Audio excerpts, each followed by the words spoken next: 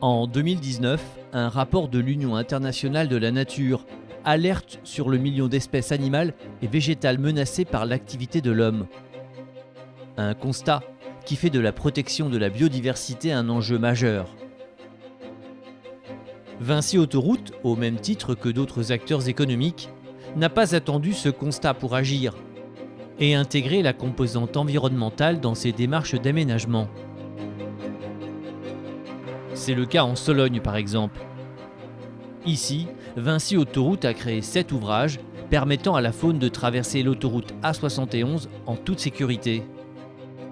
Une stratégie cruciale dans cette région dotée d'une faune exceptionnelle, où s'investit Arnaud Guillemin, écologiste et aménageur pour Vinci Autoroutes.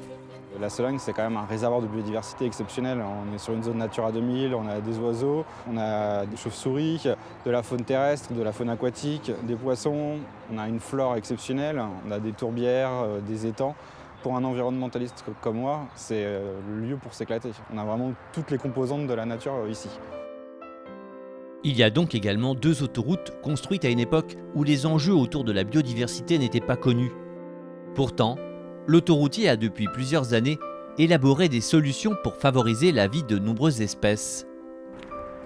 Vinci Autoroutes investit en Sologne pour améliorer la transparence écologique de l'autoroute.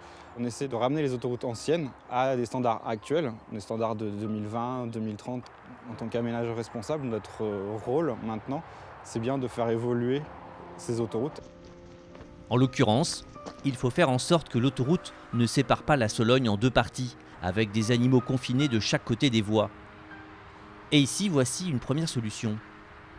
Chaque population d'animaux était de chaque côté de l'autoroute et rester entre elles. L'objectif pour nous, c'est d'avoir un brassage génétique et donc ce tunnel permet en fait de reconnecter des populations qui auraient pu être isolées. Une action efficace pour la reproduction des espèces. Ces ouvrages-là, ces petits tunnels, permettent justement de brasser, d'échanger les individus et donc de créer un nouveau pool génétique. Alors pour préserver les espèces, l'autoroutier a trouvé des solutions.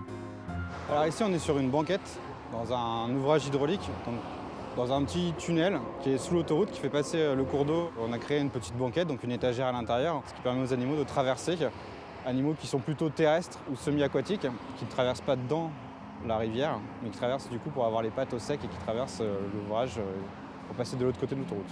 Ce qu'on peut voir régulièrement, c'est tout ce qui est petits mammifères, mulots ou les campagnols. Ici, on peut voir aussi de la couleuvre qui vient passer, serpenter sur l'aménagement, puisque la couleuvre ne passe pas dans l'eau. Sur ces ouvrages-là, on peut aussi avoir éventuellement des hérons.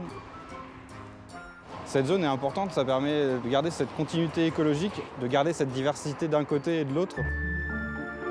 La plupart de ces ouvrages, qui permettent d'agir en faveur de la biodiversité, ne se voient pas, à l'exception des ponts. Même si les automobilistes qui passent à cet endroit sont loin d'imaginer ce qui a été conçu ici. C'est un pont classique et qu'on a un petit peu retravaillé en réduisant à une voie seulement. Ça permet en fait d'avoir une circulation douce sur le dessus du pont, créer une continuité verte de part et d'autre de l'autoroute pour que les 2 populations d'animaux qui se trouvaient un petit peu coupées puissent retraverser et repasser. On crée un phénomène d'entraînement avec cette végétalisation de l'ouvrage qui permet aux animaux d'avoir envie de passer et de venir. Alors ici, on a un petit amas de bois. Alors l'objectif, c'est de créer des cachettes pour les animaux qui traversent, de créer des points d'étape pour passer et franchir l'ouvrage. On a les palissades bois pour cacher la lumière des phares. Ça permet aussi d'enlever la vibration de la circulation. Donc quand on se baisse, on entend en dessous, on voit bien l'effet d'atténuation en fait et du passage des animaux. Ça sécurise un petit peu la traversée. Sur ces ouvrages-là, les principaux animaux, ce sont de la petite faune, fouines, martres, belettes, renards, tout petits animaux, alors éventuellement des reptiles, des petits serpents, des petites couleuvres ou des petits amphibiens qui voudraient traverser. Ça. Avec un partenaire associatif, Sologne Nature Environnement, Vinci Autoroutes peut vérifier la pertinence de ces solutions. Comme sur cet ouvrage, un écoduc sous l'autoroute. Il s'agit de positionner des caméras fixes sur les ouvrages. Donc le piège photo, et en fait il y a des capteurs sur toute la surface. Ce système, ça va vraiment permettre de capter les allers et retours de chaque espèce, qu'elles soient plus ou moins grosses comme le renard, ou très petites comme les micro-mammifères qui pèsent à peine 5 grammes. Ça permet de montrer que l'écoduc il est efficace, qu'on a une vraie transparence de l'autoroute, c'est que les animaux traversent et utilisent ce passage-là pour traverser l'autoroute en toute sécurité. Et le résultat est probant. De nombreuses espèces animales sont passées par ici. On peut clairement dire qu'il est efficace. On a eu la chance de voir un renard roux, donc qui est quand même un mammifère beaucoup plus important en termes de taille, qui traverse cet écoduc. On a quelques oiseaux qui ont bénéficié de l'ombre de l'écoduc et qui se sont mis en entrée, donc comme le faisan de Colchide ou le pigeon ramier.